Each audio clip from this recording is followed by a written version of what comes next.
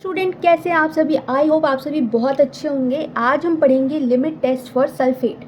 सबसे पहले वापस से एक बार रिवाइंड करेंगे कि लिमिट टेस्ट क्या होता है। तो लिमिट टेस्ट एक तरह का डिटेक्शन मेथड है। हमारी किसी भी सैंपल में किसी भी प्रकार की स्मॉल अमाउंट ऑफ भी मतलब इनऑर्गेनिक इम्प्योरिटी ना रहे, उसके डिटेक्शन के लिए हम करते हैं लिमिट टेस्ट। मतलब कि अगर कोई सैंपल है तो हमको जांचना है कि इसमें किसी भी तरह की इनऑर्गेनिक इम्प्योरिटीज़ तो नहीं है, तो हम करेंगे उसके लिए लिमिट टेस्ट। तो सल्फेट क्या है? एक तरह का इनऑर्गेनिक इम्प्योरिटी है। ठीक है, तो इसका प्रिंसिपल देखो आप, ये प्रिंसिपल है। प्रिंसिपल पे हम बाद में बात करेंगे। पहले देखेंगे कि उसके लिए मतलब लिमिट टेस्ट और सल्फेट परफॉर्म करने के लिए हम प्रिपरेशन कैसे करते हैं। ठीक है, तो चलिए देखते हैं मेथड पे। सबसे पहले हम लेंगे पोटेशियम सल्फेट, जो कि होगा 20 ml। कितना होगा? 20 ml होगा और 0.1089 वेट बाई वॉल्यूम होगा इसका। ठीक है, कितना लेंगे? पहले पोटेशियम सल्फेट 20 ml। ओके, उसके बाद हम लेंगे डिस्टिल्ड वाटर। फिर बनाएंगे हम बेरियम सल्फेट रिएजेंट। रिएजेंट मतलब क्या हुआ? केमिकल। तो बेरियम सल्फेट रिएजेंट बनाने के लिए हम क्या क्या लेते हैं? तो सबसे पहले हम बेरियम सल्फेट रिएजेंट बनाएंगे। उसके लिए हम एक कंटेनर लेंगे और उसमें पहले हम ऐड करेंगे 15 ml बेरियम क्लोराइड। कितना लेंगे? 15 ml बेरियम क्लोराइड, जो होगा 0.5 मोलर। ठीक है, उसके बाद उस कंटेनर में हम ऐड करेंगे 55 ml वाटर। ठीक है, उसके बाद हम 20 ml इथेनॉल को ऐड कर देंगे और उसके बाद 5 ml पोटेशियम सल्फेट, जिसका कॉन्सेंट्रेशन होगा 0.1089%। ठीक है, उसको हम ऐड करेंगे। ओके, और उसके बाद वो जो हमारा सॉल्यूशन प्रिपेयर हुआ उसमें हम 100 ml तक उसको वाटर के थ्रू, डिस्टिल्ड वाटर के थ्रू हम डाइल्यूट कर देंगे। ठीक है, मतलब वॉल्यूम मेकअप कर देंगे उसका। कितना ml? 100 ml। प्लस उसमें हम क्या डालेंगे? Dilute hydrochloric acid, dilute HCl। ठीक है, चलिए ये तो समझ में आ गया। ये हमने कर लिया प्रिपरेशन। किसका प्रिपरेशन? रिएक्शन से पहले का, लिमिट टेस्ट से पहले का, ये है प्रिपरेशन। अब आते हैं प्रिंसिपल पे। ठीक है, तो ये है प्रिंसिपल। प्रिंसिपल में हमने सबसे पहले क्या लिया? SO4। ठीक है, ये सल्फेट हो गया। क्या है? ये सल्फेट है। ये क्या है? BaCl2। BaCl2 क्या है? बेरियम क्लोराइड, है ना। अब हम यहाँ पे ले रहे हैं डाइल्यूट HCl, बताया था प्रिपरेशन में। तो डाइल्यूट HCl और साथ में एक और चीज़ ले सकते हैं, वो है एसिटिक एसिड। क्या होता है इसका फॉर्मूला? CH3COOH। क्लियर है?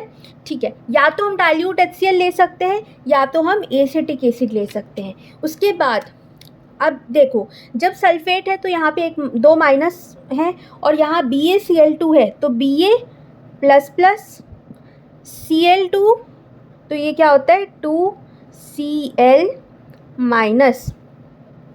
ठीक है, समझ में आई बात? तो पता है क्या हो रहा है? यहाँ का प्लस और यहाँ का माइनस एक साथ जुड़ के क्या निकल रहा है बाहर? BaSO4। ये क्या है? Barium sulphate.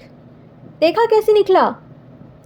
समझ में आई बात? यहाँ का Ba और यहाँ को SO4 निकल के BaSO4 यहाँ बाहर आ गया, प्लस 2Cl जो है माइनस, 2Cl माइनस, ये भी बाहर निकल गया। अब एक और चीज़, ये जो SO4 है ना, ये SO4 क्या होता है? सॉल्यूबल होता है। ध्यान रखना, ये SO4 सॉल्यूबल होता है। बेरियम क्लोराइड भी क्या होता है? सॉल्यूबल। ठीक है, और हमारा एसिटिक एसिड और HCl तो हमने ये रिएक्शन करवाने के लिए लिया था, प्लस BaSO4 इसको बाद में देखिए। पहले 2Cl माइनस मतलब क्लोराइड जो बाहर निकला है वो भी सॉल्यूबल होता है।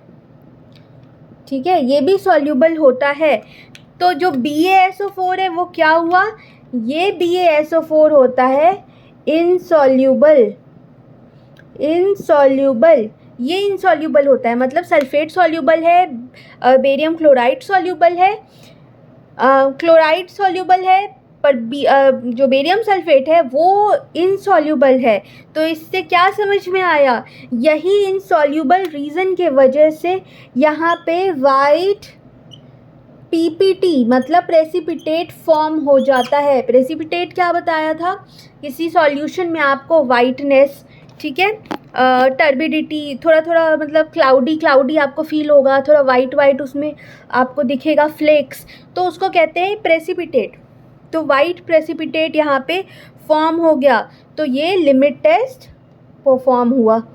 ठीक है, अब हम कैसे जानेंगे कि जो सैम्पल सॉल्यूशन बनाया था और जो हमारा टेस्ट जो सैम्पल सॉल्यूशन है और जो हमारा क्या स्टैंडर्ड सॉल्यूशन है उसमें पास कैसे हुआ, कंपैरिजन कैसे हुआ।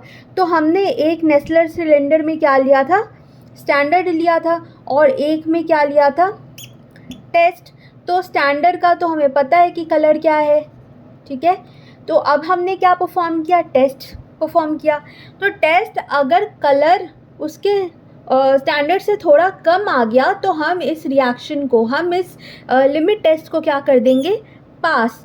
पर अगर इसका कलर मतलब इस सॉल्यूशन से बहुत ज़्यादा, मतलब स्टैंडर्ड से बहुत ज़्यादा डार्क अगर आ गया तो ये हम फेल कर देंगे। आई बात समझ में, कैसे कंपैरिजन किया जाता है। तो आई होप आपको लिमिट टेस्ट फॉर सल्फेट समझ में आ गया होगा। अगर अभी भी कोई डाउट है तो आप मुझसे वापस से पूछ सकते हो कमेंट सेक्शन में, वापस से बता दूंगी। सो तब तक के लिए मैं आपको कहती हूँ थैंक यू, बाय बाय। अगर ये चैप्टर आपको मतलब ये टॉपिक